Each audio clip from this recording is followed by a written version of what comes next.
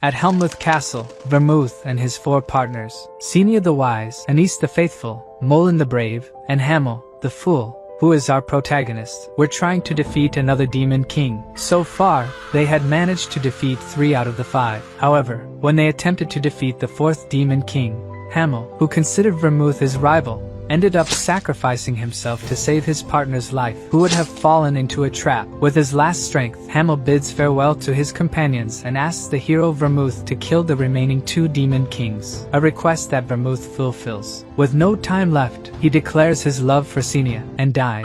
But it wasn't quite like that, as 300 years after his companions tried to kill the last 2 remaining demon kings, he reincarnates as Eugene Lionheart, one of the descendants of hero Vermouth. Eugene was one of several descendants of Vermouth and came from a collateral lineage, which was forbidden from training with real swords and kamana. However, this didn't stop his overwhelming talent with fencing from progressing. While he trained, his father was constantly awed by his physical abilities, which seemed extraordinary for a 13-year-old boy. Eugene sought a good physique for the lineage ceremony, a Lionheart family tradition where all children aged 10 to 15 gather for a battle to earn the honor of being called Lionheart. However, the disadvantage of the collateral lineage compared to the direct one was that they were permitted to use a real sword and mana, while his father felt inferior for having such a talented son. He tried to persuade his son to give up the lineage ceremony, saying he wouldn't be able to win the direct lineage. But our protagonist only thought about defeating all his relatives at the lineage ceremony. As he traveled to the ceremony location,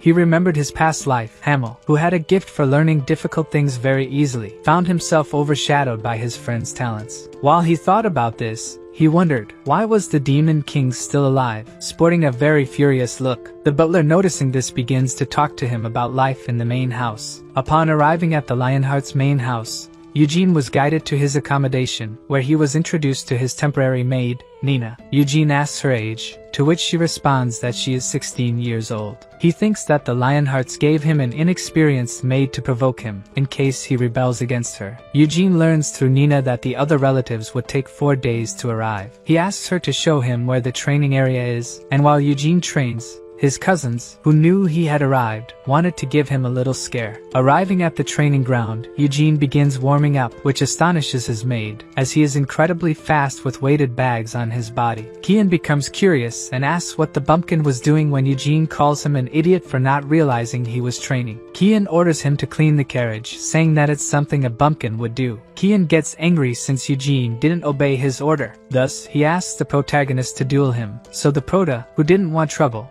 just asks him to leave, but the extra insists, saying he was afraid. This ends up messing with Eugene's psyche. Kian continues to babble, saying that Eugene's parents didn't teach him honor, at which point the protagonist becomes furious and starts humiliating him. Since Kian, as soon as he dropped the handkerchief, had already lost, Chao is amazed and can't believe her brother lost without landing a single blow on Eugene and accuses him of cheating, saying he used mana. When he explains to her that he didn't cheat at all, the brother's butler arrives. After Eugene explains the reason for the duel, the 2 brothers leave, whereas Eugene, on the other hand, eagerly awaits the day of the lineage ceremony to humiliate the descendants of his rival, Vermouth. After hearing Heezer's report, Anna Celia, the second wife of the direct lineage, is dismayed by her son's defeat to a member of the collateral lineage. She interrogates her daughter, Chao, to gather more information about Eugene. Anna Celia understands the situation and asks her daughter to keep an eye on the boy, an order that her daughter complies with, as she herself has shown some interest in Eugene. The next day, 3 more members of the collateral lineage arrive for the ceremony. While Eugene trains, Lilia informs our protagonist that the patriarch is arriving. With no time to change clothes, he greets him in his training uniform. Eugene can see for the first time all the members of the direct lineage, such as the patriarch who arrives at his house greeting his heir, who in turn demonstrates extreme insecurity when addressing his father. After greeting all his relatives, he gathers all the children for the banquet so they can get an idea of what the lineage ceremony will be like. At the banquet, Garjan and Desaria arrive. They are the last 2 members of the collateral lineage missing. Besides them, a special guest accompanies the banquet. When Chao asks her father who the guest would be, everyone in the room is surprised to discover that the man's identity is Loberian, the master of the Red Tower of Magic. Eugene is shocked to find this out, as he is somehow connected to Senia, his old friend who was considered the youngest mage to become a master of the tower. In a way, his scene of astonishment catches the patriarch's attention because he knew about the duel against his son. He recognizes Eugene's strength and is disappointed that his son had not yet apologized to the protagonist. Seeing that Kian didn't apologize properly, the protagonist gets furious but doesn't pay attention to it. The patriarch becomes interested in the boy's ability, as he won the fight with just one blow and without using mana. When he asks Eugene if he learned to fight from his father, he and the rest of his relatives are amazed to find out that the boy had only learned the basics from his father, and during the rest of his life, he learned everything on his own. The patriarch is impressed, and shortly after that orders the food to be served. After dinner, they finally find out how the lineage ceremony would be revealed. The master of the Red Tower had prepared a maze full of monsters. To pass the test, they must defeat the maze's boss. The maze was actually just an illusion created by the master of the tower. They wouldn't come out totally hurt from this test. After the explanation, Eugene asks what the winner would gain. After discovering that he could choose any treasure from the family, Eugene becomes even more excited. After the meeting, our protagonist is surprised by Garjan and Desaria, who want to know if he really won against Kian. After saying that he won, the protagonist leaves without explanation. While training, he is once again surprised by his cousins, but this time Garjan takes the lead. He starts showing off his muscles and asks Eugene if he also wants to take steroids to get as pumped as he is. The protagonist just ignores this lunatic. Desaria, on the other hand, wants to know why he uses a sword, since he won against Kian with a spear. Eugene explains that he can use all weapons. Desaria doesn't believe this and asks him to fight her. Convinced that he was only bluffing and insulting the art of the spear, Garjan would be the judge and the fight begins. The girl can't believe that Eugene's posture had no openings. As she starts attacking him, the protagonist remains mostly on the defensive throughout the fight. He begins to observe that she had tremendous potential, but she wouldn't be able to beat him. Changing her fighting pattern to try to surprise our protagonist, she falls into his trap. Eugene wins the fight without needing to counterattack her. Garjan and Desaria want to join Eugene to defeat the direct lineage, something that has never happened before. Sometime later, Garjan was saying that they needed to join forces, as everyone's goal in defeating the boss at the center was the same. The main family will also join forces. The protagonist claimed to be sure he could do it alone, but since it had never happened before for the collateral lineage to defeat the direct lineage, Desaria insisted on their alliance. Sometime later, at the main family's house, the woman was thinking that the master of the Red Tower had been invited to this bloodline continuation ceremony. There's a chance he came here to take Iode as his disciple. From a very young age, Iode preferred reading books more than using his own body. He also had a lot of interest in magic and gradually learned. If Iode ends up becoming the disciple of the master of the Red Tower, he would have no choice but to leave the main family for a while. Meanwhile, Kian and Chao would continue to grow, and if this happens, it means the boy gave up his position as the successor, and their son will have to live forever marked as the son of the second wife. Even so, they kept their positions because she was confident, but now they were defeated by a mere child from the collateral lineage, until suddenly, she begins to think that if Eugene actually passes through the maze first, his talent being so exceptional as to humiliate the entire direct lineage, then her son's defeat could be covered up by all of that. 3 days later, the bloodline continuation ceremony finally began. Then a magic was created and cast towards the participants.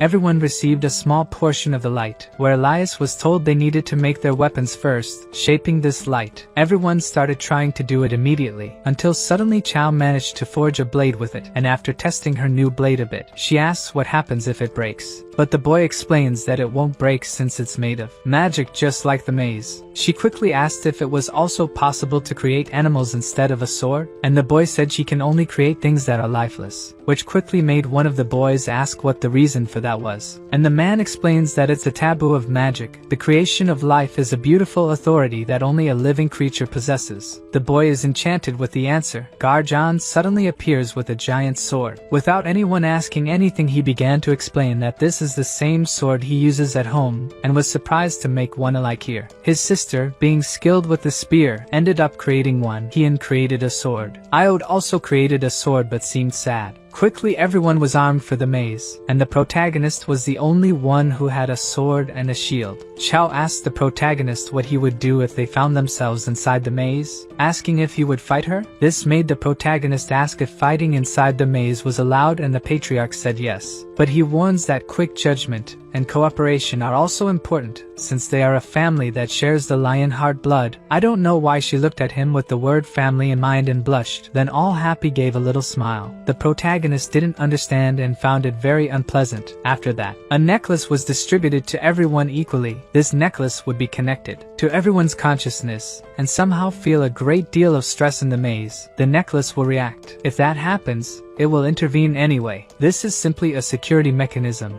The man also explains that there is a way to ask for help by touching the necklace and shouting for help. Now that all explanations are over, it's time to enter. Although everyone is entering the same place, they will split up once inside. The cute girl wishes him good luck and he returns it. After entering the portal, we were now in a dark room. After delivering a blow to test it, he notices that the space is very tight. Someone with a long-range weapon here would fare badly, and that's one of the reasons he chose a sword and shield even though it's just a generic weapon. So he embarked on the challenge. Right from the start, many people were already facing problems and quickly activated their necklace. In the same instant, they were rescued and taken out of the maze. Only an hour had passed since it began, and 3 people had already failed. This left the patriarch disappointed, and with a cold look, he ordered them to go rest. Inside a tent, they observed with magic all the participants. The patriarch was very interested. Garjan seemed to be having trouble with the size of his sword, but his strength easily overcame these obstacles and quickly subdued all the monsters around him. Desaria used her agility to maintain control over the monsters and was avoiding unnecessary fights. Seeing Kian being cautious, avoiding several traps,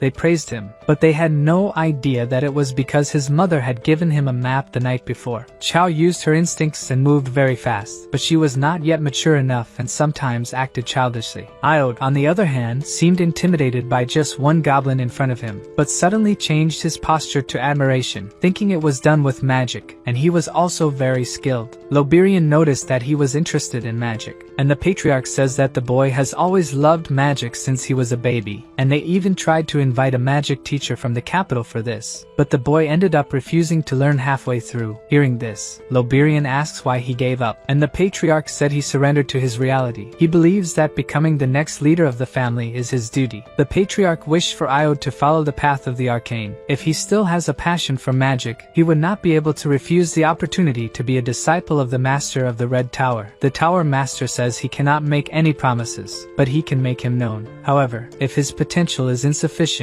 he cannot become his disciple. The patriarch understands the situation and says he just wants that boy to follow his dreams, revealing that in fact the boy always liked Mega Sienna more than the great hero Vermouth himself, and that is also the thought of the Tower Master. The patriarch then reveals that he himself is very different from the others since he does not consider his favorite character to be Sienna or even Vermouth. Curious, Lobirian then asks which one he liked the most. The patriarch was about to reveal, until pointing to one of the magically created creatures he asked the Tower Master to look at that. He was pointing his finger at our protagonist, who was facing the monster head-on. Another one quickly began to attack, and he dodged very easily, quickly cutting the monster from all possible sides, which impressed those who were watching. Even the patriarch was open-mouthed, unable to believe it. The Tower Master asked who that boy could be, and after the troll finally fell, he said that is Eugene Lionheart. Seeing this situation left him speechless. The patriarch was impressed that this boy was only 13 years old, and even though he had no experience fighting a troll,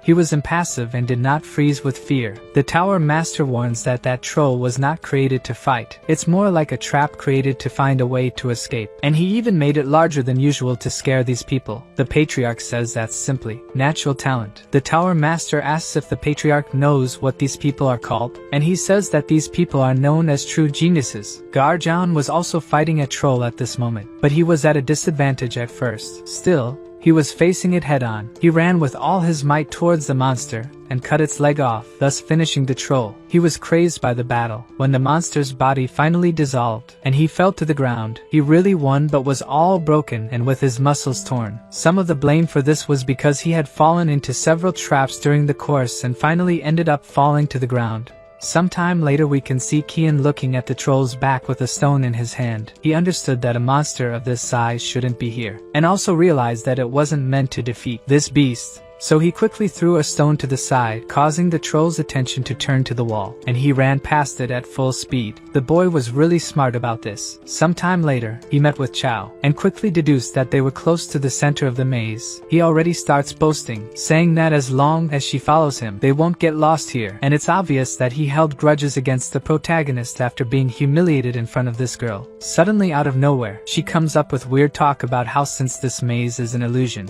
there could be any kind of monster here, even ghosts. This made the boy a little scared, but trying to seem reliable, he asked if she was afraid of ghosts, and he was about to tell her not to be afraid of something silly like that when we can see a hand. Someone covered in blood on their face appeared. He quickly let out a big scream of fright, and the person who had appeared also screamed very loudly, terrified. Noticing that it was Desire, he asks how she used to scare him, but she says that he scared her even more by screaming like that out of nowhere. The truth is that she wanted to come and find them here, but it didn't work out, so she turned around and started running to get away from them. Chow warns that she's trying to escape, and again, to appear as a nice guy in front of her, he said they need to go after her. They quickly start running after the girl with all their might. Desire says she's only running because she can't win 2 against 1, and she needs to find Garjan as soon as possible, until suddenly she falls into another trap, but thanks to her incredible speed, she manages to get through it, and continued running. Of course, Kian, noticing the trap, thought about going back, but realizing that the girl was behind him, he understood that there were no choices. He quickly used his agility, and using everything he could, he jumped over the trap and really reached the other side. Extending his hand, he asked the girl to jump too, and she does. She even did it without even needing his help. After a long time chasing Desire, they finally reached the big boss's room. Everyone was surprised by the size of the boss. The protagonist behind them asks why the 3 of them arrived here together. Kian turns, asking what he's doing here. He said he was waiting. He was curious to see who would arrive first to the boss's room. This caught them all by surprise. Chow says that actually, it was he who arrived first, and that's correct. Desire assumes that if he waited until now, he probably accepted her proposal from last night. He said it's not quite like that. However, he'll leave the spotlight to her. Even if he fights the boss alone, he can quickly win. And if he did that, wouldn't it be very sad for all of them who worked so hard to get here? Kian gets furious. The protagonist explains that the boss doesn't attack until he's at a certain distance from him, and at this moment,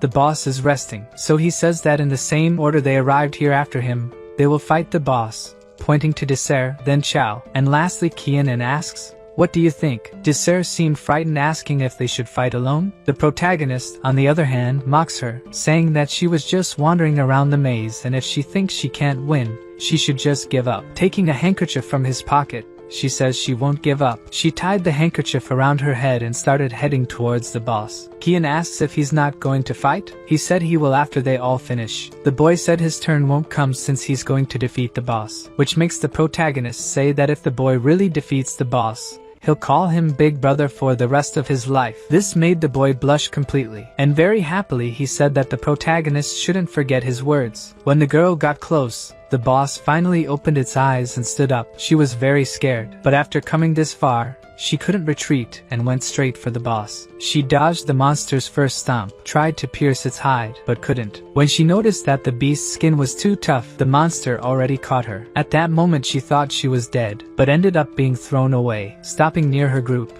Chow asked the protagonist why the boss threw her away instead of killing her, and he said it's because the creature isn't real, it's just magic. So as soon as she fell into the monster's hands, she was defeated. Kian stood up with a smile on his face. He said he would prove that the main family is on a completely different level than the collateral lineage. This made Eugene give a big smile. The boy started to activate again, transferring all that to his sword. There was mana flowing all over the blade.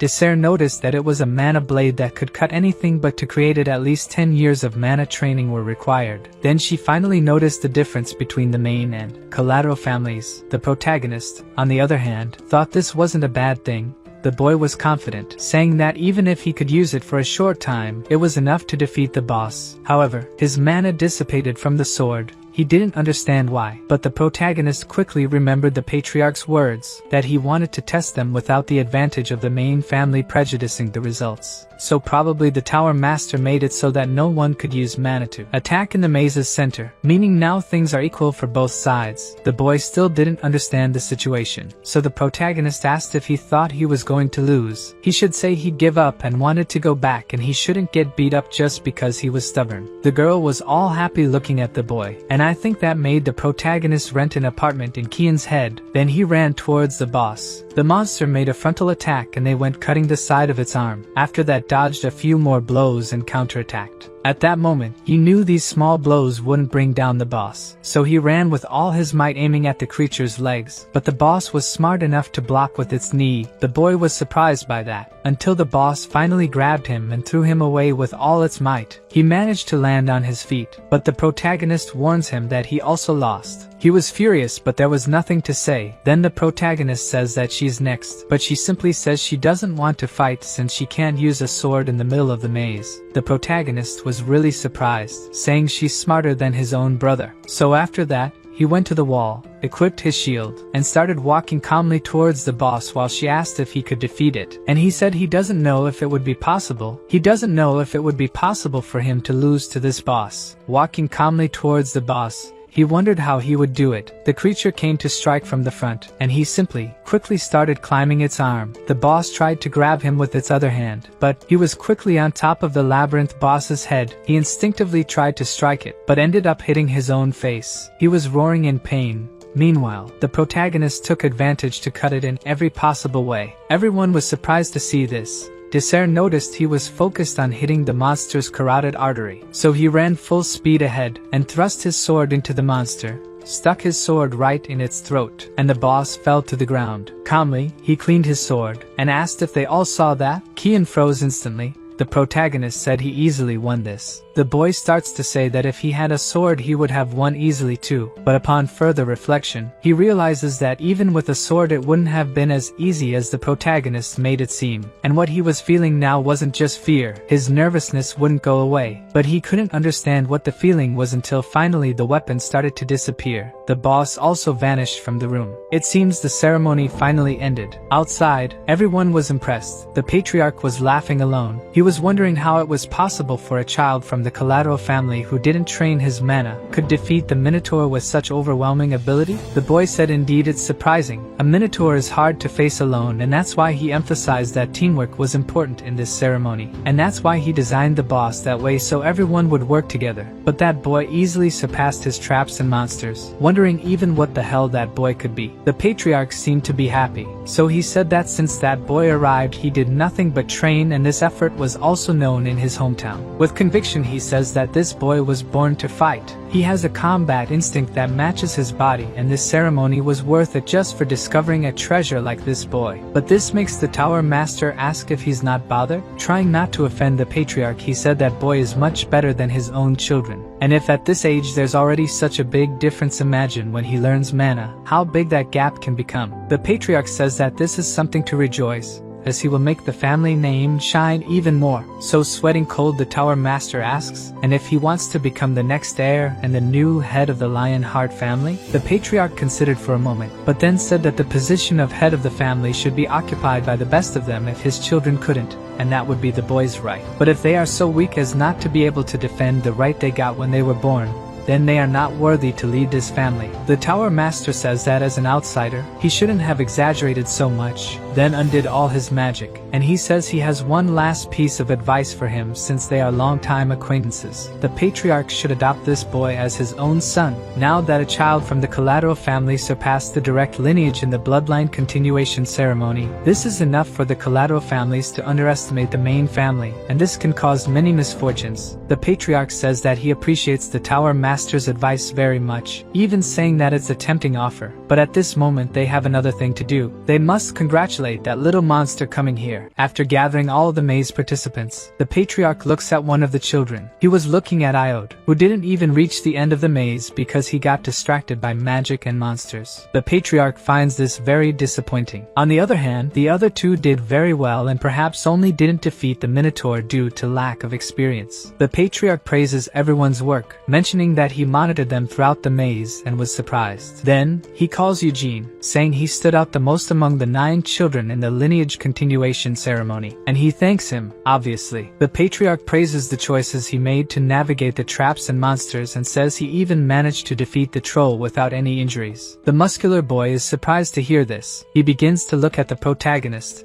and wonder how he did it with such a small and weak body. He even begins to think that if the boy took his family's medicine, he would become much stronger than he is now. Loberian admits he thought everyone would be lost in the maze, but it seems he underestimated everyone. This is because he is looking at Vermouth's descendants, who are all rare gems. The patriarch said they should rest now and informs that he will prepare a banquet for everyone. He then asks Loberian to take the children back, and they were all going back to the mansion, until the patriarch calls for Eugene and says he should come with him. The girl named Seal was surprised to see the patriarch calling the boy and immediately asked if he was going to give the present to the boy now, and he said yes. She knows they are going to the underground chamber of treasures and she has never been there, and the only thing she could do was watch as they went. Some time later, walking through the forest, the patriarch began to praise the protagonist, saying he did well using various weapons. Eugene just says the patriarch is praising him too much. The man says that's not true since he defeated the maze monsters with just a sword and shield, and also used a spear in a battle against Desaria. It seems all the information reaches the family leader easily. He says the weapon that currently symbolizes the Lionheart is the sword, but his ancestor,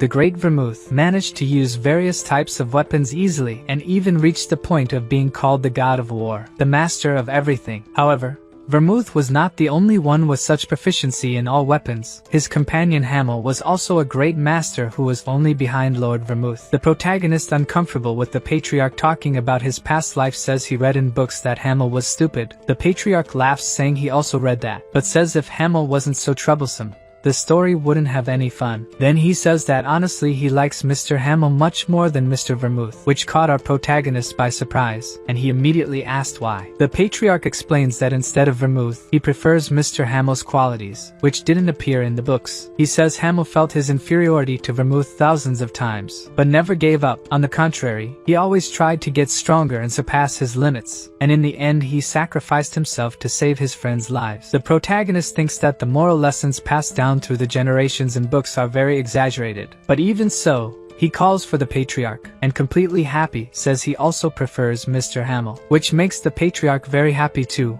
Until finally they arrived at the place they should. The guards easily cleared the passage for the patriarch. Inside the little house, there were stairs going down, and they went down. The patriarch says Eugene is the first person who is not a family head to enter here. Quickly he asks if he can really enter this place. The patriarch says that a promise is a debt, and this has already been discussed by the elders of the Senate. The Senate is where the old lions of the Lionheart reside, those who had great deeds even though they were from the collateral lineage. Eugene asks what would be the value of these treasures. The inheritances here were built hundreds of years ago, and there are also the inheritances left by the great hero Vermouth. This makes the protagonist ask if the sacred sword is also here, and he says yes, but the little boy cannot choose it. As the sacred sword is a symbol of the Lionheart family, it cannot be given to anyone. Eugene finds this somewhat disappointing, but the patriarch says there is another reason behind it, and it's because no other person has been recognized by the sacred sword itself, and he warns that he will understand when he sees for himself. Until they finally reach in front of a door, the patriarch bites his finger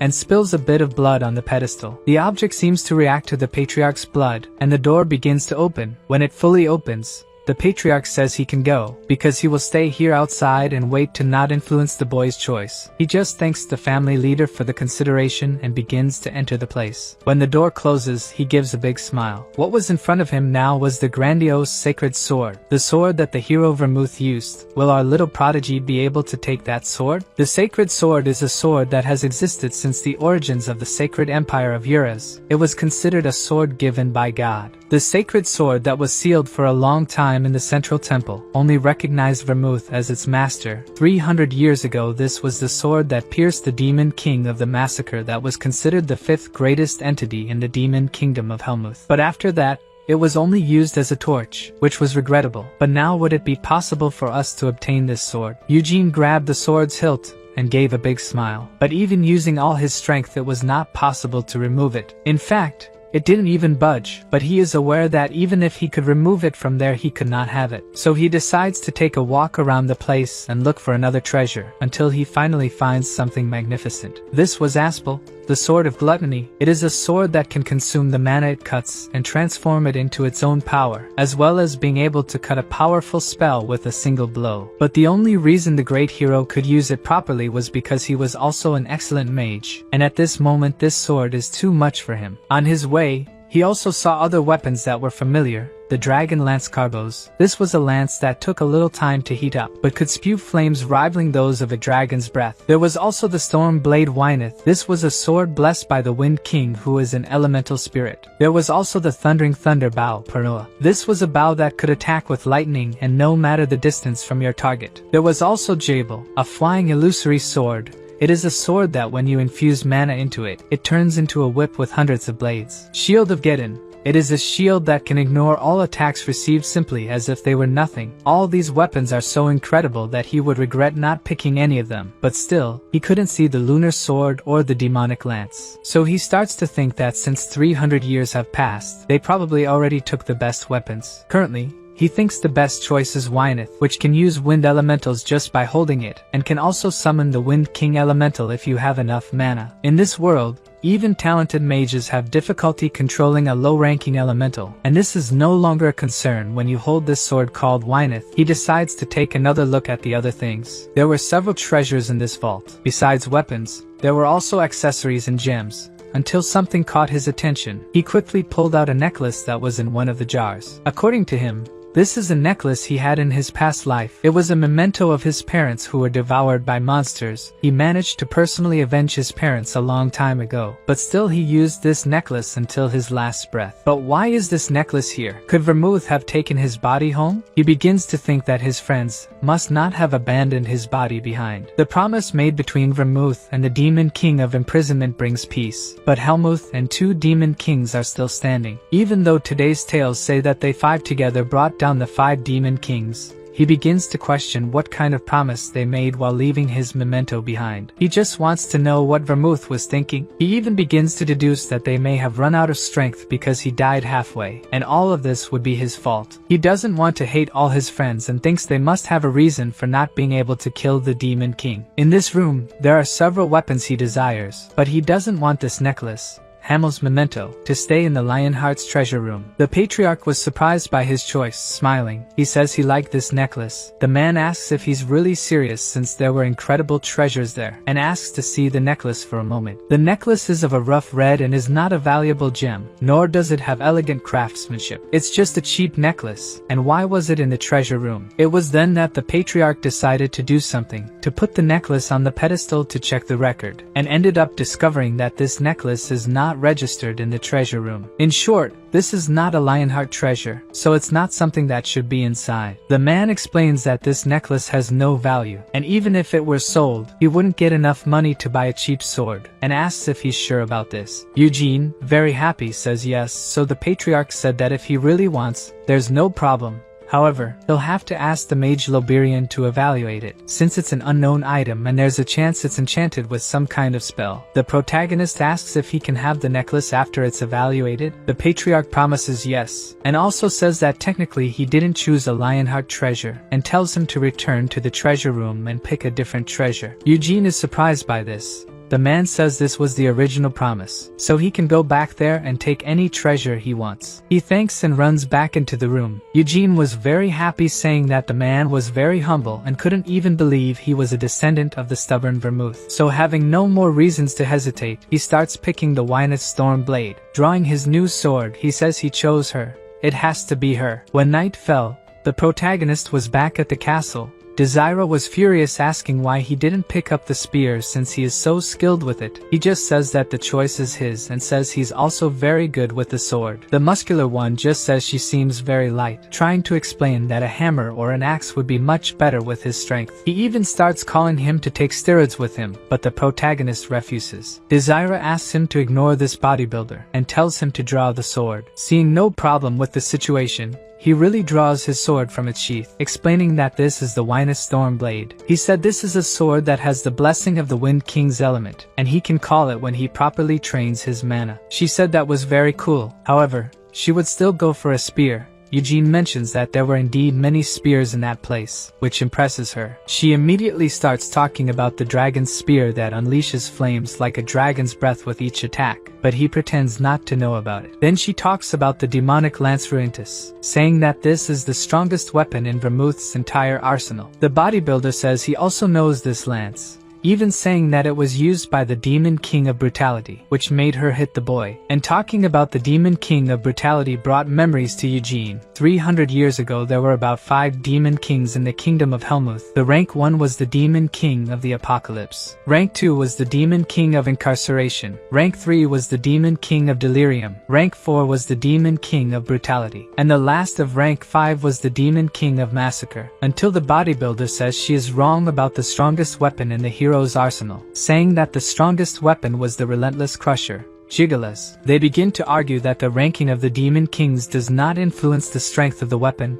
The protagonist just thinks that those 2 weapons were the only ones in Vermouth's arsenals that were used by Demon Kings. They are too big a threat to be kept in the treasure vault, and perhaps they are sealed somewhere. They were still discussing about the weapons. The protagonist just thought that was very childish, and stepping away he thinks that if he were really to choose one of Vermouth's arsenal weapons, he wouldn't think twice. He would take the Lunar Blade, the sword-shaped destruction that was sealed in the depths of Helmuth. In fact, both the Demon Kings of Brutality and Massacre were killed by the devastating light of the Lunar Blade. And now, taking his battle stance, he thinks he's happy to be holding a real sword for the first time in this life. Then he cuts. They were surprised by what they were seeing. Eugene's skills were simply fantastic. He was sliding with his sword with great ease. With each step the cuts had fluid movements, and all that seemed like a simple dance where the sword belonged to his body. He could attack with all his strength, or even make precise cuts that left everyone jaw-dropped. The bodybuilder could only say that this fencing was simply magnificent. Even the spear-addicted girl found it very beautiful. Switching to the family patriarch's office,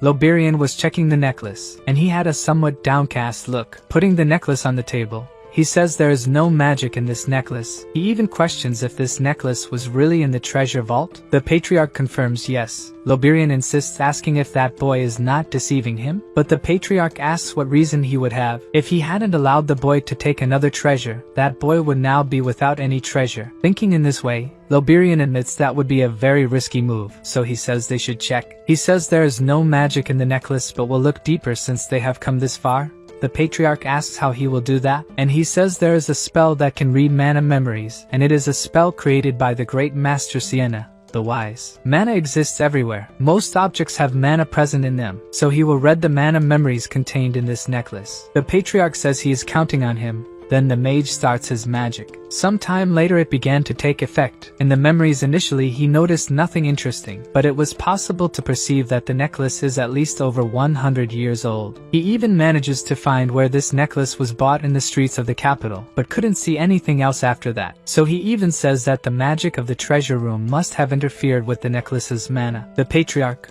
realizing that the necklace is over 100 years old, says that there is no one alive who can remember where this necklace came from. So the mage asks what he will do. Galate says that since it's not a magical item, he will give it to Eugene. That boy wanted it so much that he would throw away a treasure just to have it. Loberian says the patriarch seems to have started to like the boy, and he just smiles. Then he gets up. Looking out the window he asked why wouldn't he like. He even says he will make that offer Loberian told him about to the boy. Loberian was somewhat surprised by the situation. The patriarch says he will indeed adopt Eugene Lionheart as his son. He will now be part of his family. The next day someone new was greeting Eugene. This person's name was Guillaume. The protagonist knows well who Guillaume Lionheart is. He is the older brother of the family head Galate Lionheart, a weirdo who didn't marry even after the appropriate age and joined Galate on his journeys. But even so, He introduces himself saying his name is Eugene Lionheart, and the guy says he knows his name, pulling Eugene. He says he is the collateral boy who won against the main family in the bloodline continuation ceremony. Eugene, trying to get away, asks why he came to talk to him, and the guy explains that his brother wanted to send a different knight, but he took the opportunity and came himself. In short,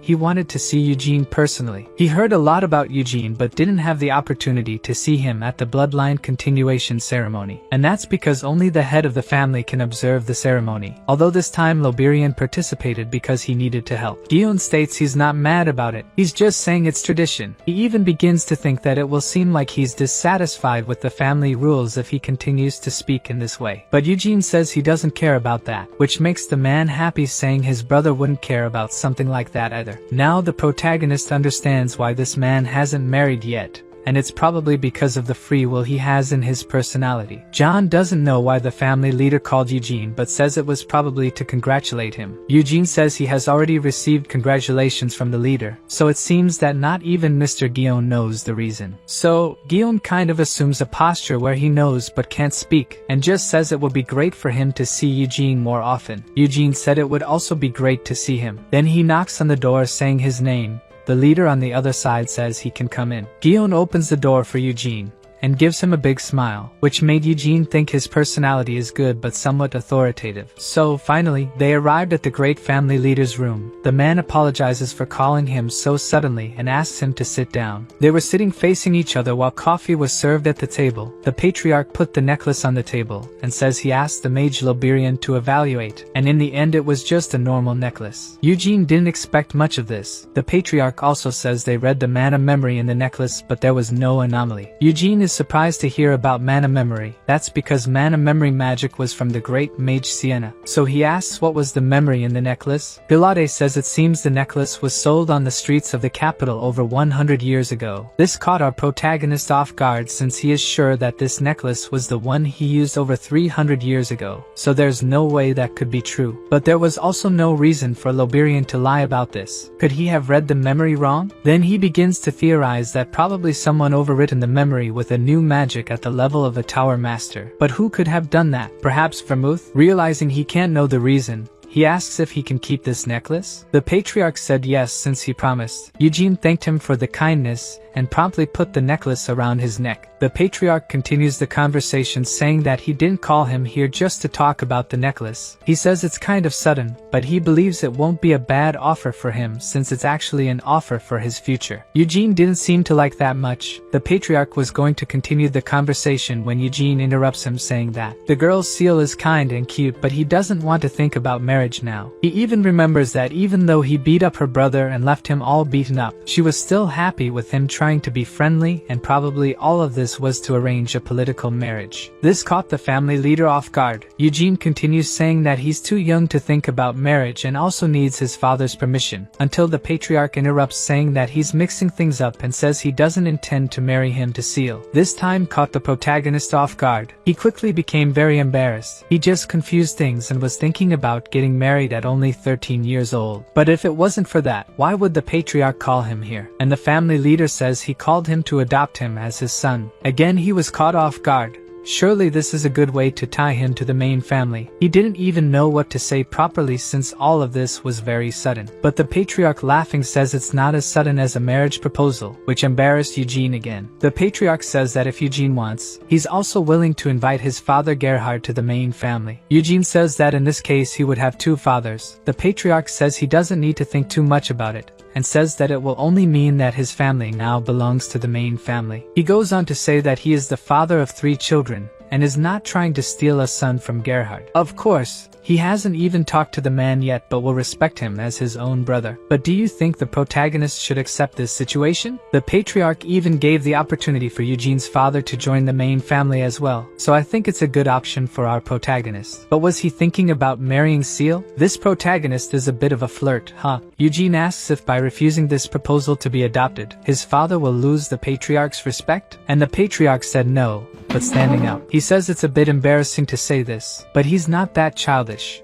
If Eugene refuses it would be a pity, but he would respect his decision and wish the best for the boy's future. Eugene says he can't decide this on his own, and says he needs to ask his father what he thinks. Gulade says he will send an emissary to bring his father here, and they can make the decision after the banquet. Eugene suddenly says the patriarch said accepting this proposal would be the best for his future, catching the patriarch off guard. Eugene wants to know exactly what that means. The man says that if he grows up in the main family, he can enjoy numerous benefits. First of all, he would have several impressive knights who would be available to teach him various things at any time. Eugene says that if this really happens, he would like to learn from the best warrior possible. Then with a broad smile he says that if he becomes the patriarch's adopted son, he would like to learn from the patriarch himself. The man says nothing, just curious. And of course, our protagonist wants to know how strong the Lionheart family patriarch is. So he smiles, saying of course he could teach him, but if he wants to learn from the best, there's someone more suitable for that. Eugene asks who that person would be. He says it's Guillaume. He was probably stronger in the past, but this boy has already surpassed him. The patriarch also asks if Eugene's father taught him anything about mana. Eugene says no, and that was by his own choice in order to focus on physical combat. The patriarch finds this decision admirable, then explains that you need a mana crystal that can be found inside a high-level monster. But the more efficient a mana stone is, the more expensive and difficult it is to obtain it. Besides, to use such a stone successfully, you will also need the help of someone extremely capable. Probably all this is very difficult to find in Eugene's father's family. That environment is totally inadequate to nurture the boy's talent. But that's not something he can say now, or else the boy will hate the family he was born into. So after that they continued talking for a while longer until the protagonist decided to return to his quarters.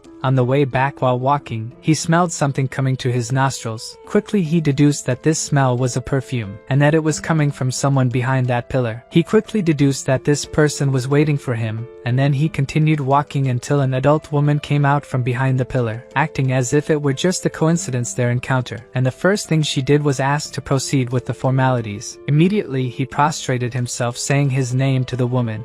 She said she heard he was talking alone with the family patriarch, but had no idea they would talk for so long, which led him to ask if she had something to discuss with. She thought this child was bold and arrogant, not seeming to have boundaries. She began to understand why he fought against the child from the main family, even thinking that this should not be a surprise to her. But she knew that this boy would experience an unbelievable growth in the near future, and it would be better to be on friendly terms with him rather than becoming his enemy. Immediately it came to her mind that it wouldn't be bad for her to really marry him to her daughter Seal. So she says she's curious about what they talked about in there. Eugene replies that he shouldn't disclose matters he had with the patriarch alone. Embarrassed, she says that's true and she's not interrogating him, but she has one more thing to tell him. The boy was confused. Making a show again, she says she still hasn't apologized for her son being rude to him the other day. But he directly says there's no need to apologize, as he resolved the incident on the same day. The woman nervously says he's very benevolent for his age and says she will reprimand her son, then hopes they'll get along well in the near future. Smiling broadly, he says of course they will, since they are all part of the same family and share the same last name after all. This made her furious. He wasn't wrong about that, but she felt unsettled hearing it from this child's mouth. Until suddenly he asks if he can leave now. She says yes and apologizes for keeping him occupied for so long. Then Eugene turns around and starts to leave. He knows well that this was Anasilla, the matriarch of the Lionheart family, who had been against him from the start, just because he was from the secondary family. Of course, he prefers to avoid unnecessarily involving himself with this woman. But is it possible to leave this crazy woman behind? 2 days later, Gerhard Leonhard arrived from his city so far away. The man guided by Guillaume was incredulous with everything he saw. He couldn't believe that his son had actually won the lineage succession ceremony this time. Crying, he thought his son had won against the main family's son. He knows Eugene has shown talent from a young age, but he as his father didn't have the ability to support this talent. He thought he would have to face reality during the ceremony, and that the difference between the main family and its branches, which cannot be overcome with talent and hard work alone, would be revealed. At least that's what he thought at the time, until someone called out to him. It was his son Eugene calling him. He was giving him a big smile. The man ran with all he could and gave his son a big hug. He was crying a lot and could hardly speak. The only words that could be heard from his mouth were that he was very proud to have him as his son. Eugene, on the other hand, says he warned his father when he was leaving his small hometown. He warned that he would bring good news when he called next time. The man, still in tears, says he really said something like that, but apologizes, saying he didn't believe his son,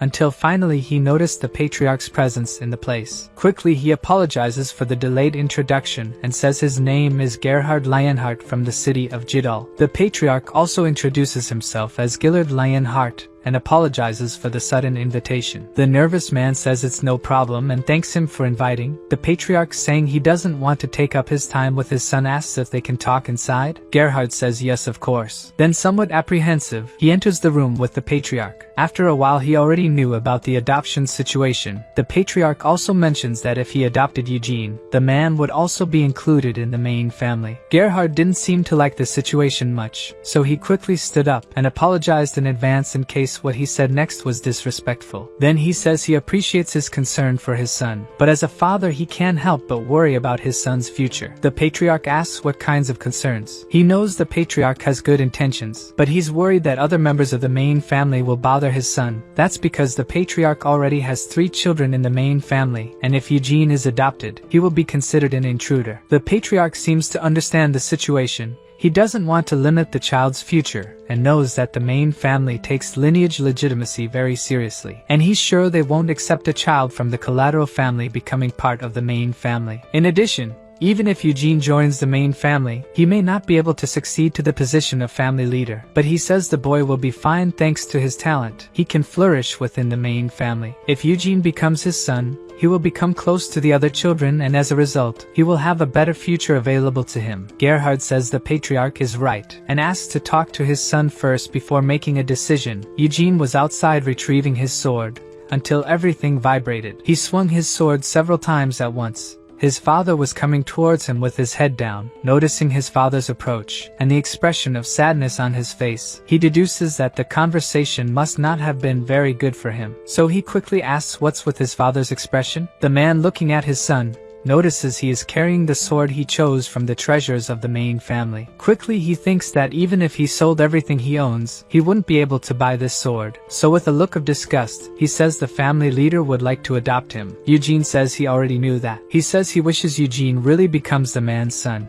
since it would be beneficial for his future. But trembling, he says this may put him through some tough times. And the boy knows that well, so pointing to himself he says his father knows him well, and he knows Eugene would never let anyone take advantage of him. The man began to sob again with these words. Then he says the boy was named by him along with his deceased mother, and he must not forget that. Eugene says that even if he is adopted, his only true father is Gerhard Lionheart. Again the man breaks down in tears with his son's words. The decision to be adopted has already been made. Of course, he had no intention of becoming the family leader, but probably no one will believe that. The first wife Theonis and the second wife Anasilla will have no choice but to keep him on a short leash. The protagonist knows there are 2 ways to deal with discontent and hostility. The first is simply to ignore, and there's the second way. Drawing his sword, he cuts with all his might, saying the second way is to destroy them directly. Then the day came when the Lionheart family patriarch invited all the families of the children who participated in the lineage succession ceremony to the banquet. Eugene's father soon became the target of several questions. Just looking at the stereotypes, it was possible to see Desira's father and the muscle guy's father, who was already offering steroids to Eugene's father. They even begin to consider creating a group to get to know each other better. Eugene didn't intend to join them, as he would receive unnecessary attention. Not far from there, it was possible to see the boy who was defeated by the protagonist with his mother. He was completely dejected. His mother only said he needed to have confidence. From now on he will be compared to that boy. People who look at him will think of the defeat he had in the duel against Eugene, and will laugh at the fact that someone from the direct lineage failed to win for the first time in history. This left the boy even more down. The woman said he had no choice and only should feel the shame. But even if people laugh, he is still her son, so he is part of the Lionheart direct lineage and should be proud. The boy agrees. She says Eugene may not become the patriarch, but he shouldn't be relieved by that. He has many disadvantages and will need to work even harder to become the patriarch. She orders him to become friends with Eugene. They must build a brotherly relationship so that he can be an ally in the future. The boy understood the situation, but thinking about how he will approach Eugene makes him ashamed. On the other hand, there was someone who was not ashamed, asking if they are brothers now. Eugene says yes, and she asks if he can't call her big sister. He denies her request, and she says he has to call his brother big brother just because he was born 5 seconds after her. She begged with all her might for him to call her big sister just once, but he would never call a girl only 13 years old big sister. He even said he would prefer to die than to do that. Sometime later in the patriarch's room, Loberian was saying he wouldn't accept him as a pupil unconditionally. He was saying this to Iod, who would initially be tested for aptitude in the Arath Tower. The boy asked what would happen if he really had an aptitude for summoning magic. The man says it would be great, but Arath won't recognize the name Lionheart, so unless he has good talent, Loberian won't be able to accept him as a disciple. The boy, somewhat saddened, understands the situation, but the man says that as an old acquaintance of the Lionheart family patriarch even before becoming master of the Red Tower, he affirms that Iod will have many opportunities. He even says he will protect him from the voices of discrimination, besides helping him find the perfect environment for his type of magic. This made the boy very happy. He thinks that even if he doesn't become Loberian's pupil, he will be happy to be able to escape the pressure from his family and learn magic. So he looked at the patriarch as if seeking approval. The man simply said he must make his own choice. He was about to say something when his mother interrupted him, saying that this was an opportunity his father gave him, so he must accept it with gratitude. However, holding him, she says the boy is her son and is destined to become the patriarch of this family. Even when he is in Arath, he must not forget that. The patriarch immediately scolds the woman. She says she is just encouraging her son as a mother should do. Of course, she is only thinking about the rivalry she has against the second wife. But at this moment they have no choice. As Iod is still weak, he must form connections with several mages and increase his own power within Arath. So she gives him one last warning, saying that he is the legitimate son of Lionheart and must be proud of it. The boy simply agrees. Then on the day after the banquet, Loberian left with Iod towards Arath. The other children of the secondary families also returned to their homes.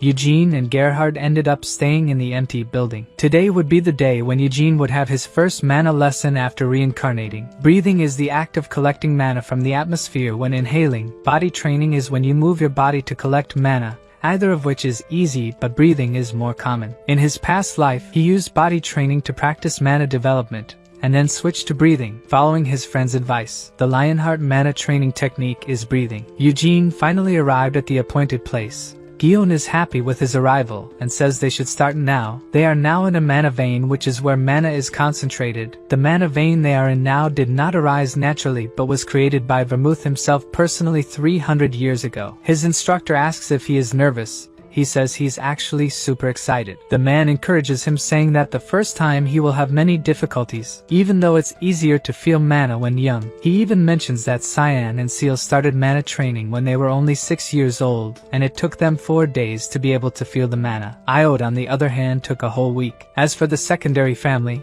they usually take a whole month to even be able to feel the mana. But he says for Eugene it won't be so long, since they have the mana vein and will also have the instructor's help. Eugene asks how many days it will take for this to happen, and he says around 10 days maybe. He smiled while thinking that 10 days wouldn't work. He states that it won't even take 10 minutes for this to happen. So they continued their way until they finally entered a cabin. The instructor points, saying it's this way. They start descending a staircase, which leads to an apparently empty place. The instructor says he should sit there in the middle, and that's what he does. Then he continues, saying that the mana training technique passed down through generations in the family and inherited from their ancestor the great Lord Vermouth has a rule that the secondary family cannot inherit this technique. So everyone in the secondary family is taught the red flame ritual, which does not have the utility of the original technique. The technique he will learn is passed only through the main family. The boy begins to glow intensely, saying that the technique he will learn is the white flame technique. Eugene, although he doesn't remember the name and the ritual of the white flame, he surely remembers this form, because this was the form of his companion Vermouth. In his past life he was never able to know what those flames were capable of. The instructor says that since it's difficult for him to feel mana now, they should start by focusing on breathing first, until suddenly Eugene says he can feel it. Guillaume says it must be just his imagination, and then conjured some mana on his finger, thinking he will test him.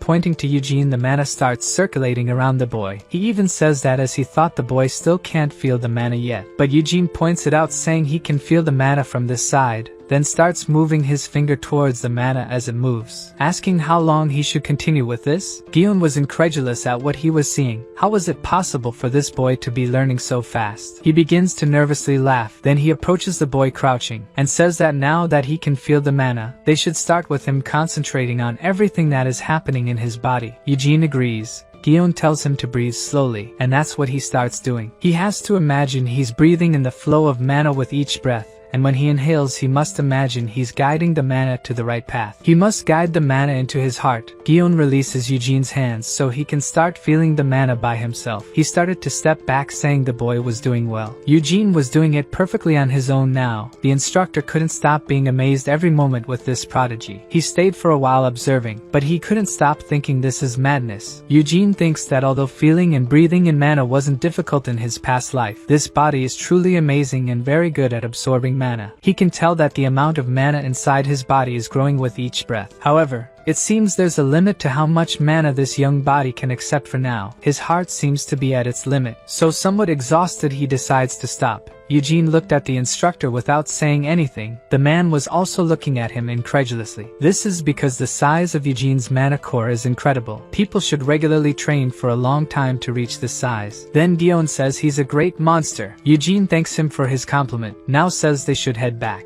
On the way back, the man explains that the difference between the red flame ritual and the white flame ritual is the core division. The white flame can divide its core and store much more mana inside its body. Besides, the divided cores work together to increase the strength of their cores exponentially. They call these divided cores stars. In the Lionheart family history, there was only one person who managed to reach 10 stars, and this was the creator of the white flame ritual, the great hero Vermouth. Very happy, Gion says that he and his brother, the Patriarch, are currently at 6 stars. All the children are at 1 star and will probably reach 2 by next year. So as they started their training at the age of 6, it seems it will take a total of 8 years for them to go from 1 to 2 stars. Eugene asks, and what about him? How long should it take? The guy says it will be much faster if he doesn't slack off and be lazy with his training. So he says he'll do his best, but there's no way someone who received a much better body than his old one and is still learning Vermouth's training technique could slack off in his training. The protagonist doesn't know if he will be able to reach 10 stars, but he will adapt things if he can't, and thanks Vermouth for leaving the white flame ritual for his descendants.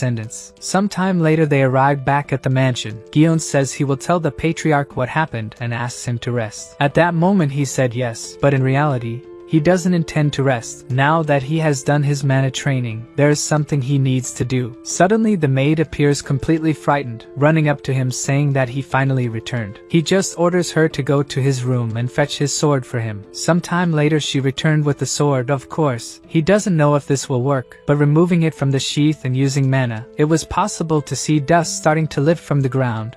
Quickly the wind became uncontrollable, and it was possible to see a hurricane forming in front of his maid. Eugene had summoned the great wind spirit king, who was asking if it was Hamel who had summoned him. But how did the wind spirit king Tempest know it was him? The spirit was asking at this moment if Hamel had really reincarnated, but where could the spirit know him from? Then he said he would never forget Vermouth's companion's soul. He explains that no matter how much time passes and the face changes, the soul never changes. It had been a long time since he was summoned by the Wyneth sword and became interested in being used by one of Vermouth's descendants. It was then that he felt Hamel's soul. Eugene furiously asks why Vermouth didn't kill the demon kings. He begins to order the spirit to tell him what happened after he died. The spirit says he doesn't know Vermouth's motivations and says that in the battle against the demon king of incarceration, Vermouth sheathed his sword. Eugene questions what happened. Completely terrified, the spirit says their fight was fierce but had no results, and the last ones standing were Vermouth and the demon king of incarceration. At this moment the man sheathed his sword. He not only didn't kill the demon king of incarceration, but also didn't head to the demon king of destruction's castle. Eugene was furious,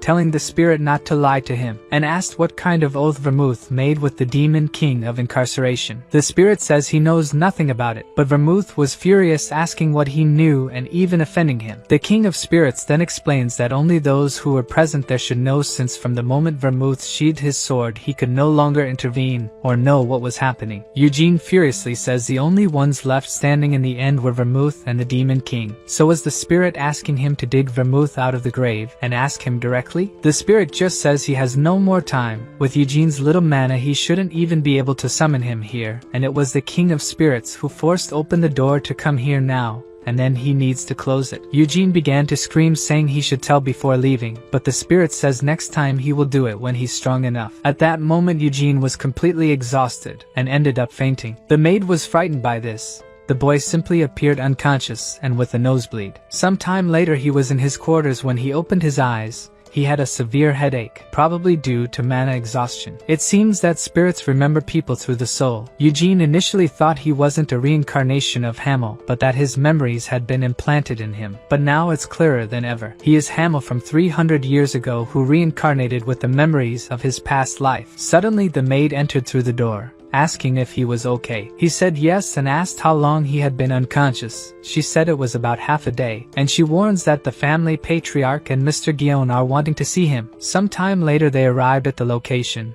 The information they had from the maid is that after he drew his sword a great storm blew everywhere. He went straight to the point asking if he really summoned a spirit. Initially he hesitated to answer, and as that must have been seen everywhere he can't lie, but he will hide some things. So he says that the king of the wind spirits appeared to him. Both were completely shocked by this. Eugene says that the Spirit King had not been called for a long time and wanted to see who the child was. Guillaume was surprised because no one but Vermouth was able to personally summon the Spirit King. He explains that the Spirit King said he was still not strong enough, but looked forward to seeing him again someday, and after that returned to the spirit realm. The Patriarch begins to laugh in surprise, and says that Eugene is an amazing boy. He says that Guillaume told him about what happened in the mana training, and that alone was surprising. But he also managed to catch the attention of the king of the wind spirits? Eugene just smiled at the situation. The Patriarch warns that after he rests for a few days Guillaume will continue his training. Initially the Patriarch's plans were to go on a trip, but now they must focus on concentrating Eugene's talents. The boy thanks but says he doesn't want to take up too much of their time. Guillaume tells him not to think like that since he himself wants to personally teach Eugene. He also says that he will teach Cyan and Seal at the same time, and the Patriarch will help with all this. The Patriarch, on the other hand, only hopes that the children take this as a stimulus. The girl is now teasing her brother saying that Eugene got a star in the White Flame ceremony. The boy says he already knows, trying to show he doesn't care. She continues saying that they took a long time to achieve this compared to Eugene, but the boy says they took about a month and that this is much faster than almost all their ancestors. And the girl reinforces that Eugene managed to do what they did in a month, in just one day. Both ran towards each other to face off, and thus the clash of swords happened. Back in Eugene's room, he gets up grabbing his sword and summoning a spirit. Probably with the mana he has now he can only summon an inferior spirit. He immediately asked the fairy if her king said anything, but she said nothing. Probably inferior spirits don't have the intelligence to speak, which makes him furious, telling her to go to the king and tell him that if he's lying,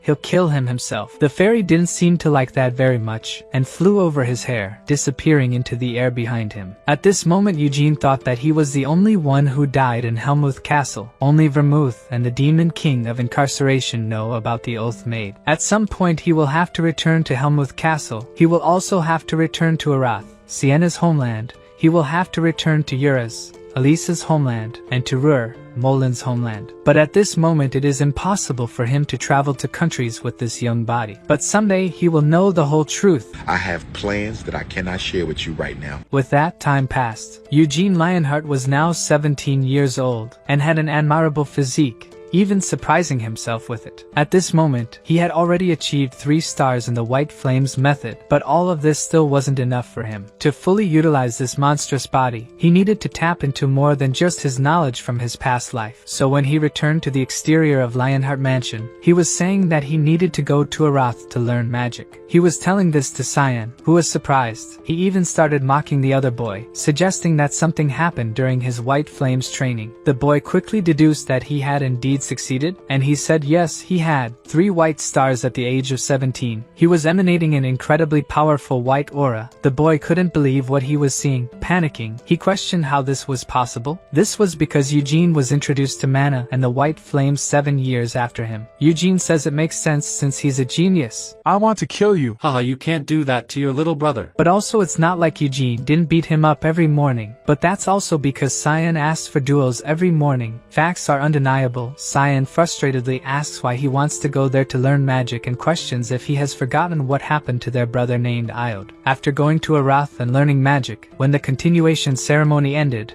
his talents were not good enough to become a disciple of Lord Loberian. So even though he managed to enter the Red Tower through certain connections, he achieved nothing, and even now, 4 years later, he must be just wandering around the magic tower. Eugene gets furious, saying he has no limits when it comes to talking about his older brother. Cyan, on the other hand, tells him not to act like he knows everything, even saying he'll go to Arath to learn magic, since if he does, probably Seal will be sad. Eugene mocks, asking if he's talking about the same person who has hardly said anything so far and trained alone all this time, and walks away saying that's too bad for her. At this moment, Eugene is going to meet with the head of the family, probably to report his 3-star status. He will gain early permission to go to the tower. There was nothing Cyan could do. He could only kick the sword and curse. Once again, Eugene was showing off to him. The patriarch of the family was incredulous upon hearing Eugene's request. Eugene wants to go to the magic tower to learn about this. The patriarch panics, saying there has never been anyone who achieved 3 stars at Eugene's age, and if he continued, he would probably reach 4 stars before becoming an adult. Eugene, on the other hand, says he received something upon reaching 3 stars today, and says that if he continues doing the things he did in the main house, he doesn't think he can keep growing much. He wants to learn many more things and still doesn't know if he has talent for magic. But if he starts studying there now, he might see mana from a different perspective. In summary, he is sure all of this will be very useful for him in the future. So, prostrating himself, he pleads for the patriarch to please accept his request. The patriarch remains reluctant to accept the request, but upon looking at the prodigy boy,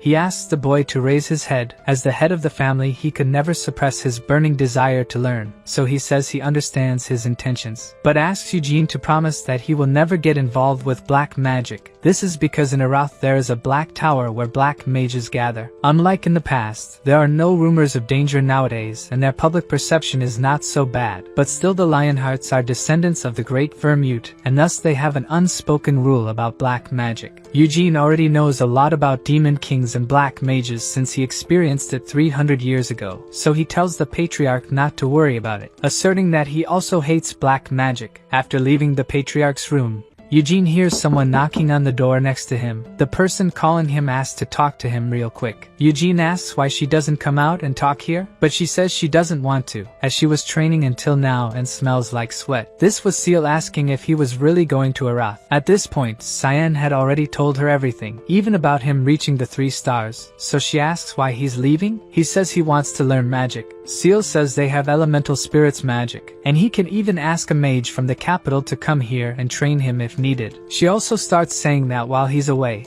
Cyan's and her skills may catch up to him. He, on the other hand, says it's okay. It'll be more fun to face them in duels. He even says it's been a long time since they dueled last. The hesitant girl asks if they start dueling from now on. Eugene would give up going to Arath to train magic, and he says of course not, he'll go anyway. Seal starts asking things like, how long will he stay there? Why does he have to stay away for so many years? Asking if he knows that things will become harder after he leaves the house? Even asking about his real father? Eugene says his father will be fine without him. The man has already perfectly adjusted to life in the main house, and as he goes out hunting frequently, he has also lost a lot of weight. She mentions that even Uncle Guillaume will be sad about his departure, and he says that might be true. She also asks about his brother Cyan, saying he seemed very sad when he came to tell her all this. But smiling, Eugene says he'll go anyway and asks her to continue training diligently. This caught the girl off guard, but Eugene was already leaving. Quickly she opened the door to see him, asking if he was really going. Eugene just waved to her, which made her say he's terrible. That's because she also doesn't want him to go. I admit I would accept a little romance in this work, but the protagonist is also right to refuse a loose woman to seek more power. Eugene now went to meet his real father. He was advising him not to hang out with bad people and even not to be lazy with his studies. Eugene was also urging the man not to stop exercising just because he's not around. Gerhard just laughed. At this point Eugene was taller than his own father. He also seemed more mature. So Gerhard wishes him a good trip. Now in front of the portal, the time for his departure has finally come. The patriarch asked if he really didn't need guards. Eugene says he was confident he could at least protect himself and asked them not to worry about him. The patriarch knows this is true and that he is different from Iod. At this moment several expressions were possible to be seen. Among them there was happiness, sadness, and even remorse. Eugene seemed to be bothered by something. It was his father who couldn't stop crying. Now right at the moment of his departure, the young man says he'll leave even if he keeps crying like this. So couldn't he give a smile at least before he leaves? The man, wiping his tears, gives a big smile, wishing him good luck. Eugene thanks him. Turning to enter the portal, he affirms that he will return. Very beautiful scene with his father. Now we are in the capital of the magical kingdom of Arath, called Pentagon. The 5 magical towers create a pentagram around the palace,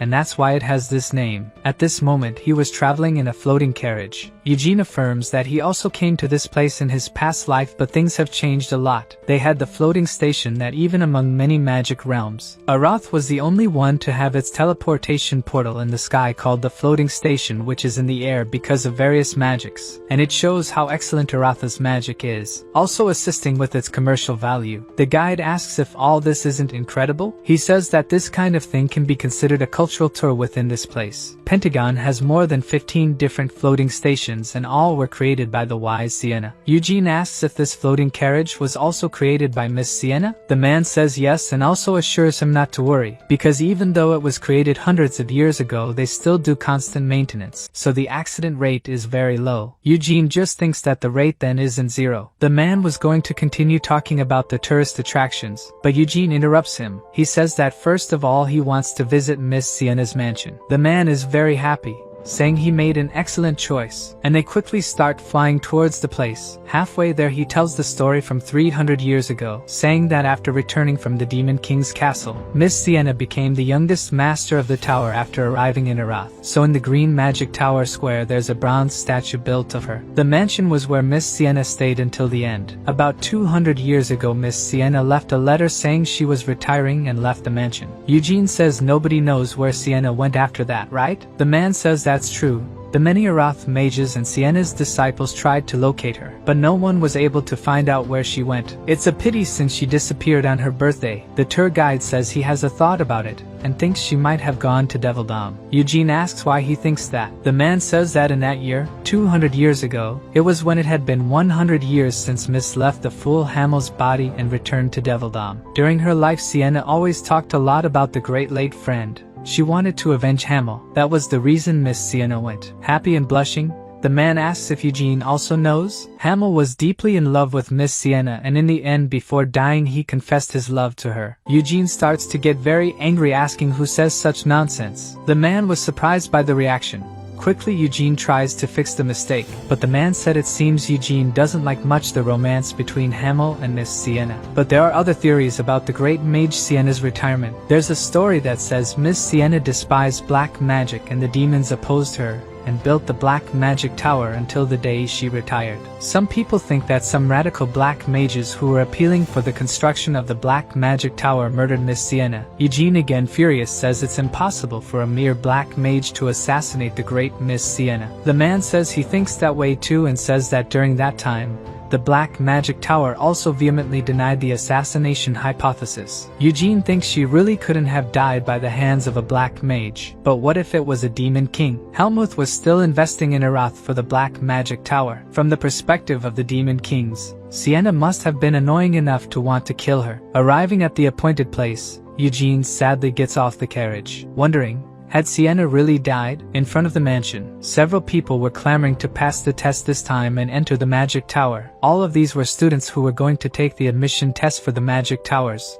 They would all like to enter, but as they don't have money they cannot enter. This is because the fees to enter the mansion are a few thousand money in the local currency, so the most they can do is stay here in the garden. Eugene asks why it's so expensive. The man says it's because there are still many people who pay all that just to get in. There's a superstition that if you pray to Miss Sienna's painting in the main hall of the mansion, that person will surely pass the admission test for the Magic Tower. At this moment, the guide handed the business card to the guard. The man, realizing it was the Lionheart family, panicked. They quickly started opening the door, apologizing for the inconvenience. After Eugene enters, the guide says he'll wait for him outside, thus closing the door. Finally, the moment arrived. The moment to see how Sienna lived all this time. Walking through the mansion's corridors, he realizes it's very large here and thinks she lived here for over 100 years. At this moment he has a memory of her asking him, what would he do after all this? This question was very sudden for him. She explains that, as they're wasting their youth in a place like this, Shouldn't they at least have a little fun when it's all over? But it seems poor Hamel never thought about that. The idiot Molin already said he wants to become a king, which makes Hamel call him crazy, asking why he would want to become a king. She just asks him not to pick on Molin since anyone can dream. Hamel asks if she's been drinking. He thinks this because this is a phrase he always said, saying anyone can dream. She furious says she was just trying to be honest, which leads him to ask what she wants to do. This also caught her off guard and she didn't really know how to respond.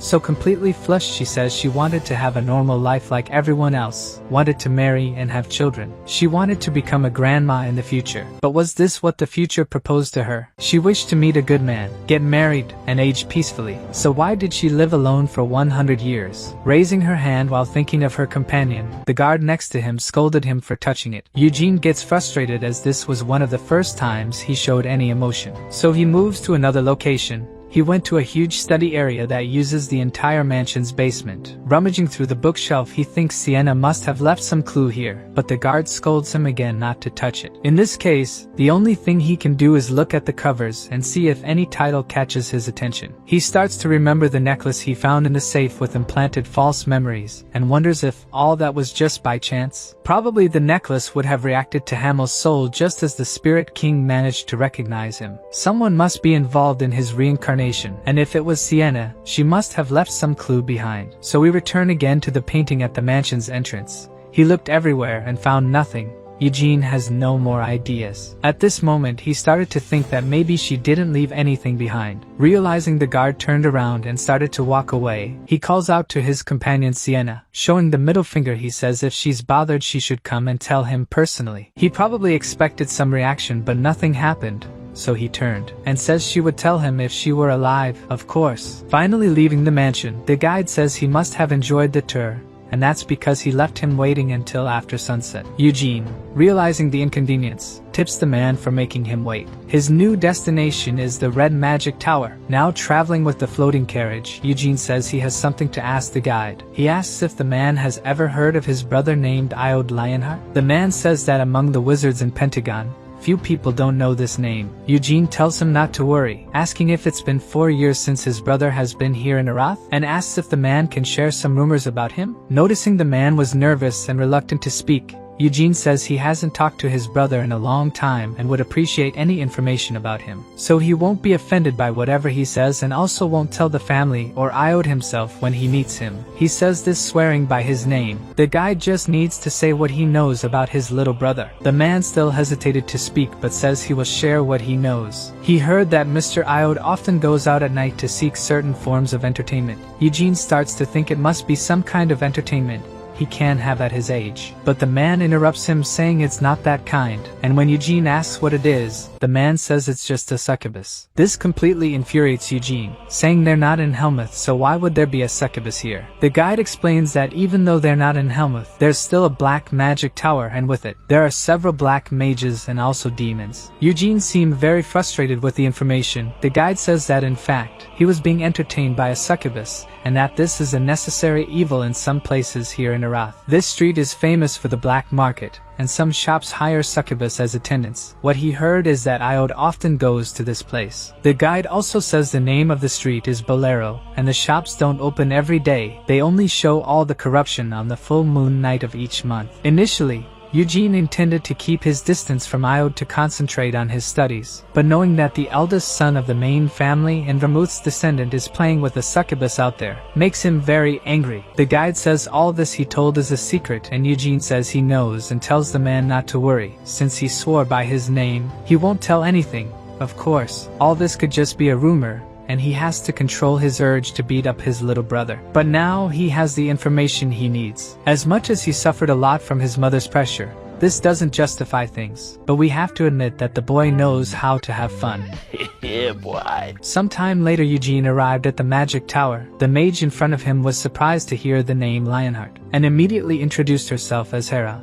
a mage from the Red Tower. Somewhat tense, she says that the master of the Red Tower is waiting for him upstairs, until suddenly one of the tower's windows explodes. Eugene asks if there was an accident. She explains that the Red Tower focuses mainly on summoning magic and that of all types of magic, this is the one with the highest probability of failure. At this moment it was possible to see two demons coming out of the Red Tower, but they were soon captured by two hands and completely obliterated. This was the master of the Red Tower known as Loberian. He seemed completely furious. He quickly started giving a big scolding to his pupils. This is because these beasts that were summoned could easily go after humans in the capital. The pupils started apologizing, saying they were sorry, but Loberian, completely furious, ordered them to pack their bags and get out of here because he was kicking them out. At this moment Loberian looked down and realized there was someone waiting for him there. Even though he was furious, he quickly descended down there. His expression quickly changed to tremendous happiness as he welcomed Eugene. The man says he almost didn't recognize him. Eugene mentions that Loberian, on the other hand, hasn't changed at all. That's because the wizard has been maintaining his youthfulness with magic. But now Eugene, after training his mana ability, can perceive that the man is different from 4 years ago. Loberian is extremely strong. Of course, he doesn't come close to the great mage Sienna, but he's definitely on the level of the masters of the 5 magic towers. Loberian says that the patriarch told him about Eugene's interest in magic, so he says that the path won't be easy, but he's sure the boy will do well. Until he notices a presence behind them. Someone was lurking at the door. Quickly, he used his magic, which caused the doors to open and reveal someone who was behind them. This was Iode Lionheart. Eugene was furious to realize that all his life essence had been sucked by a succubus. Loberian asks why the boy doesn't come and greet his brother. All trembling, he says he doesn't know what to say. Eugene says hello to his brother, saying it's nice to see him again. Iode says yes, but it was clear he was in a panic. Loberian, furious, asks what he's waiting for. If there's nothing else to say, he should go up and read something. Iode says it's okay, and closes the door, doing what he was ordered to do. Loberian apologizes for showing unpleasant things, quickly changing the subject, saying that the patriarch said Eugene doesn't want to learn magic directly from the master of the tower. He says it's true, since if he learned directly from Loberian, many would hold grudges against the Lionhearts. So for now, he wants to learn the art of magic by himself. Loberian understands his determination, and says if he has any doubts he can talk directly to Hera. He also says he can stay in the tower if he wishes while he's here in Arath. Eugene, seeing an opportunity, asks if he can go to the tower's library first. Now it's been a month since Eugene arrived at the magic tower. He went to the library every day to study. He read magical texts from morning until afternoon, and always slept very late at night. Eugene also trained other things besides magic and spent a few hours training mana before going to the library. He exercised his body every night until he was covered in sweat. Eugene was sleeping less, but his incredible body recovered from all the fatigue with just a few hours of sleep. At this point, he had already read all the beginner-level books in the library, and it was time to take a test. It seems that 300 years ago, Sienna had divided the stages of magic into 5 distinct levels. This was a particular style of hers that many of the mages of Arath began to follow over time. Circles. It was a circular ring of mana spinning to create magic. When mana grows beyond the limits of a single circle, another one forms. 300 years later, most mages learned magic using circles, and those who didn't are known as mages with different foundations, such as elemental magic or black magic. Eugene came here today to try to use circles. Hera says there are other methods, but over the past 300 years, it has been proven that circles are the most efficient style. Eugene says he would like to add his own touch to them, but Hera says that modifying the basic circles is not recommended and asks if he can explain better. Eugene says he intends to use the Lionheart's mana method. Hera is a little suspicious of the boy, saying that mana is used very differently in magic and martial arts, and unless he forms the magic and activates it correctly,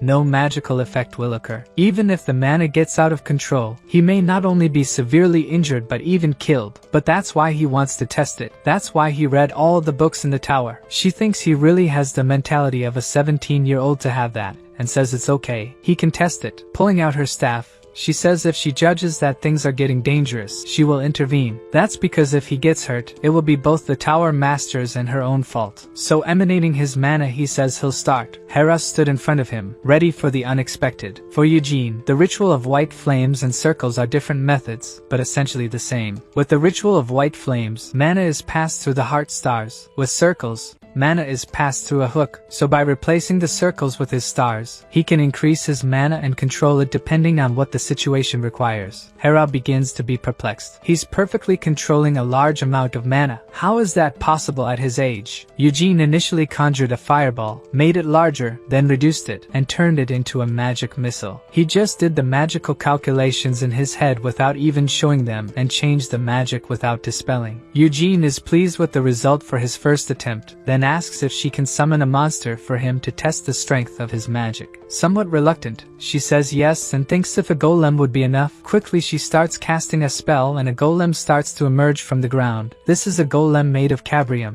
This monster doesn't know how to defend itself, but the outer part is resistant enough to count as its own defense mechanism. Eugene is happy with her conjuring and points his finger at the golem, making a giant shot. The shot hit the golem's chest head on. Some time later Loberian himself came to the scene because he couldn't believe what he heard. Eugene used the ritual of white flames to create a magic circle. Besides all that, there were no failures in the purity or density of mana, and regardless of the type of magic, his offensive strength is above that of a third circle mage. Loberian thinks this is monstrous talent. Using the method of magic circles and martial arts not only impresses him, but also scares him. Eugene's white flames are now on 3 stars and probably the circles must be at this level too. Some time later Loberian was talking alone with his pupil, asking if Eugene had left, and she says yes, because he had some plans this morning. So very thoughtfully he says he has something to ask Hera. He asks if it would be absurd to write a letter of recommendation from Acreon for Eugene. She's surprised by this since the only ones who can enter are high-level mages and great aristocrats besides royalty. Loberian says Eugene is qualified enough for that. He mastered the introductory magic text in a month, also used the magic circles with his star to use magic, easily made a hole in the resistant cabrium golem. So he'll definitely write that letter of recommendation now. For someone as talented as Eugene, he should be treated as such. Hera says other mages may complain, so Loberian asserts that if people complain, it only means they lost to their envy and failed to see the truth. But changing the subject, he asks what kind of plans the boy had for today since he doesn't know anyone in Arath. Hera says the boy said he was going to see a friend. Loberian is surprised since Eugene wasn't supposed to have any friends in Arath. At this moment we were at Merdane Square. Eugene came here to see the great statue of Sienna. It seems she always smiled like that when she did something good with her magic, until suddenly someone very tall appears in front of him, asking if he was Eugene. Eugene froze in panic and surprised to realize that it was Gargus Lionheart. The doubt that wouldn't go away was if it was really possible to have a beard like that at 18 years old. Gargus says he has grown a lot, but not as much as himself, and Eugene knows that very well. Just by shaking the boy's hand, Gargus can feel that he has trained his body a lot in the last 4 years. But even so, he says it's not enough. Then he takes out a vial saying that this is his family's secret muscle growth supplement. But of course Eugene doesn't want this. Eugene even tells him to stop trying to send that strange potion to him through his father. And he gets straight to the point, asking why he would like to see him. Gargus asks if he knows about Bolero Alley. Eugene says more or less, but he knows that's where Iode is going all the time. The bodybuilder says he heard a rumor that a giant's testicle is being auctioned there. Eugene is astonished to hear this and asks if he heard correctly. Gargus repeats, saying it's the testicle of a giant. Good. It must be huge. This is an item that has a lot of value for mages, and he wants to make an original muscle growth supplement by giving this testicle to a famous alchemist from Arath. Initially he asked them to go together, saying he brought plenty of money but it might not be enough. To sum up, Eugene understands that he wants to borrow money now. Out of nowhere the man widens his eyes and falls to his knees, begging for him to help. Eugene, very embarrassed, says it's okay and asks him to get up. Gargus thanks him and swears by his own name that he will pay with interest. He also says there will be other high-value items at the auction besides the giant's testicles, and asks if Eugene isn't interested. But he's only interested in the street called Bolero. That's because he crossed paths with Iode a few days ago in the tower. It was clear he had signs of being sucked by a succubus recently. For sure on the next full moon Iode will go to Bolero Alley again. The man can't stand being unsucked anymore. Thank you for watching. Don't forget to subscribe to the channel so you don't miss out on upcoming videos. Leave a like if you enjoyed it and share with your friends. See you in the next video. Bye for now. Please subscribe